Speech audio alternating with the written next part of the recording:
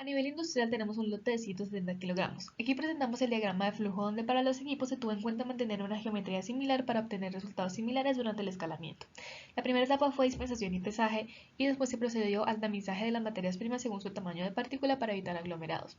Aquí los controles en proceso fueron el tamaño y el tipo de malla. Después procedemos a la etapa de mezcla. Para seleccionar el equipo se escogió de acuerdo a la cantidad que se iba a mezclar teniendo en cuenta los límites 25% y 75%, ya que tanto el exceso como la falta de material en el equipo puede reducir significativamente la eficacia de la mezcla. Para comenzar con el procedimiento, primero se tuvo en cuenta que el lápiz se encontraba en una baja cantidad, por lo que se realizó una premezcla de la eritropeptidasa que se encuentra en un 6%, con volúmenes aproximadamente iguales del diluyente, que serían otros 6%. Eso nos da una cantidad de 20 kilogramos que se realizó en un equipo de 50 kilogramos.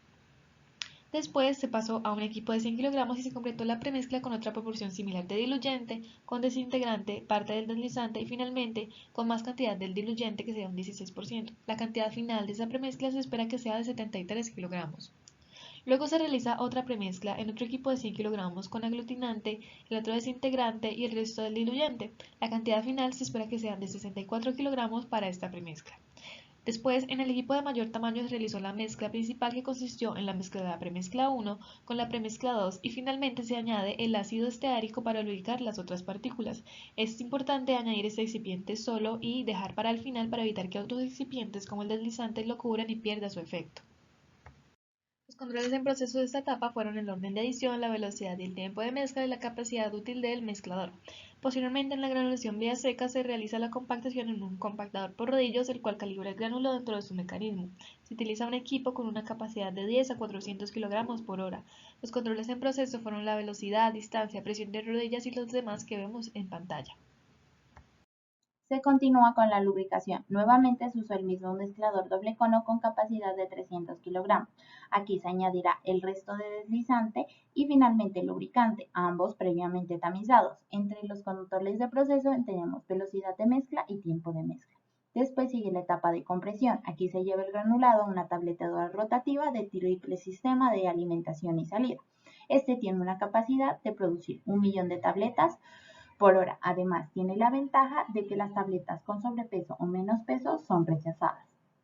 Después de la compresión se elimina el polvo fino adherido a los comprimidos con un desempolvador ascendente y este tiene una duración de 30 a 60 segundos para quitar el polvo sin dañar la tableta. Entre los controles de proceso tenemos peso, dureza, friabilidad, desintegración, fuerza de compresión, velocidad de prensa, entre otros. Para la etapa de recubrimiento se decidió tomar polímeros de baja densidad, ya que la viscosidad es un factor limitante en lo que respecta a la facilidad de aplicación de un revestimiento. En este caso, para la preparación de la capa interna se mezcló lipromelosa con agua y se adicionó el plastificante a la mezcla lentamente, en el cual es el PEC 400. Cabe recalcar que este plastificante presenta una baja viscosidad y oscila entre 105 y 130 milopascales por segundo. El rotor estator seleccionado para este proceso es el Silverson AX5 con capacidad de 50 litros. Este presenta una velocidad máxima de 6.000 revoluciones por minuto. Además, es un mezclador de alto cizallamiento y asegura que el tamaño de las partículas se minimice y se logre la uniformidad completa del lote, evitando cualquier problema con las manchas de la dispersión desigual del colorante a la hora de hacer el proceso de recubrimiento. Para la preparación de la solución de recubrimiento, que es mezclar el talco, el citrato y el colorante en agua, se va a vertir esta suspensión de excipientes en la dispersión de Ugradit L30 y se lo va a agitar con un agitador de hélice ICA RW28 con capacidad de 80 litros. Siguiendo con la etapa de recubrimiento, una vez se tiene lista la solución de recubrimiento, se cargan los núcleos al tambor de recubrimiento giratorio y se determinan los parámetros en proceso. Una vez se comienza a mezclar y se rocían los materiales de recubrimiento atomizados uniformemente en el núcleo de la tableta, hay un flujo de temperaturas altas para secar la capa de recubrimiento y finalmente el equipo descarga las tabletas recubiertas. Esto se da en el bombo perforado modelo BGK 250. Y los controles en proceso que se dan en esta área son la temperatura de aire de entrada, la tasa de pulverización y la presión de aire de atomización, entre otros como se muestran en la presentación. Finalmente se da el producto completo, ya procede a ser envasado en una envasadora automática.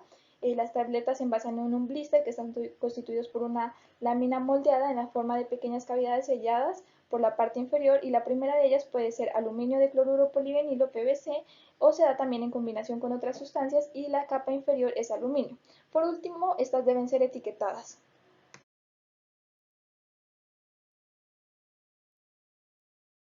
Bien, ahora en los instructivos de manufactura, este es un documento en el cual vamos a encontrar el paso a paso para realizar las actividades. Aquí este lo realizamos para el piloto y para industrial, en donde pues vamos a manejar diferentes cantidades y donde cada uno de estos también nos permite realizar la trazabilidad del procedimiento. Aquí vamos a encontrar datos como el código, el lote, los materiales, los equipos, el inicio y final del proceso. Aquí encontramos otro ejemplo del registro del procedimiento como el del peso, las velocidades de equipos y entre otros. Un punto importante en los instructivos de manufactura son los controles en proceso, ya que estos controlan los parámetros del proceso de fabricación que impactarán potencialmente los atributos de calidad del producto intermedio y terminado. Del producto intermedio en los controles que se dan en cada operación unitaria. Aquí podemos ver ejemplos de piloto e industrial donde se controla la velocidad, la capacidad. También podemos ver que se controla en el tiempo en cada una de estas operaciones unitarias con el fin de asegurar los atributos de calidad del producto farmacéutico. Continuando con la validación, se elige la etapa de recubrimiento ya que influye directamente en la efectividad del producto al ser de cubierta entérica y es indispensable que su liberación se lleve a cabo en el lugar indicado. Para esta validación se debe desarrollar previamente un diseño experimental que determine los parámetros críticos del proceso y se realizará una validación prospectiva ya que se ejecuta antes de que el producto esté en uso comercial. Para comenzar, se realiza la calificación de diseño del equipo de recubrimiento elegido, el bombo perforado serie Canon BGK. Para escala piloto se calificará el bombo de recubrimiento modelo BG40, el cual tiene una capacidad máxima de 40 kg, por lo que el requerimiento de producción está dentro del rango. De igual manera, comparan los demás parámetros como la presión del aire de atomización, el sistema de aire y los demás parámetros que podemos observar en esta tabla. Si las especificaciones del equipo están a conformidad a los requerimientos, se emite una declaración de conformidad, como podemos observar, con todos los parámetros analizados para el equipo. Se procede de igual manera con el bombo de recubrimiento a escala industrial de modelo BGK 250 y de capacidad máxima 250 kg por lote.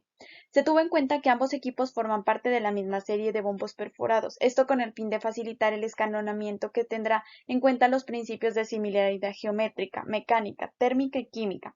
Para este equipo, de igual forma, se obtuvo que cumplía conformidad con todos los requerimientos de diseño. Además, es necesario solicitar al proveedor toda la documentación pertinente y necesaria que sustente la garantía, uso y calidad del equipo. Pasando a la calificación de la instalación, se realizará las verificaciones tanto sobre el sistema instalado como la documentación técnica. Inicialmente, se evalúan los planos del bombo perforado frente a las partes instaladas, teniendo en cuenta que el material de construcción debe ser acero inoxidable, austenítico, pasivado para maximizar la resistencia a la corrosión de las partes y componentes mecanizados, ya que se manejará una alta humedad. Es importante verificar que los instrumentos a utilizar tengan una calibración vigente, como la bomba peristáltica, el termómetro, entre los demás que se ven aquí. Se deben documentar las pruebas de aceptación de fábrica y las pruebas de aceptación de sitio.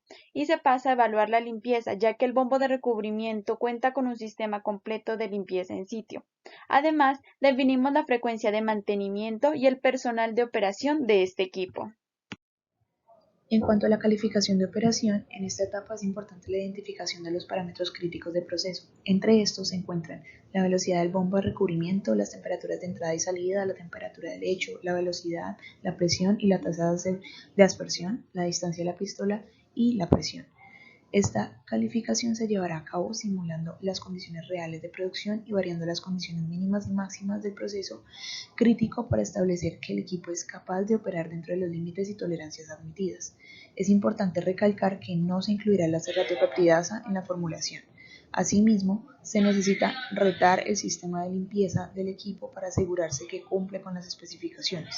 Y por último, es importante realizar la prueba de paro de emergencia del bombo perforado cumpliendo con que los movimientos peligrosos se detengan lo más rápido posible sin generar riesgos adicionales. No debe tener candado y debe estar disponible y en funcionamiento en todo momento. Una vez se tiene la calificación previa, se procede a realizar la calificación de desempeño o validación en proceso con el equipo en cuestión, en este caso el bombo perforado de recubrimiento, y con base a dichos parámetros de proceso establecidos, como vemos en la tabla en pantalla, se configura y se procede a verificar las especificaciones de las tabletas una vez finaliza el recubrimiento. La validación de la etapa se realizará en 3 lotes y después de completar el proceso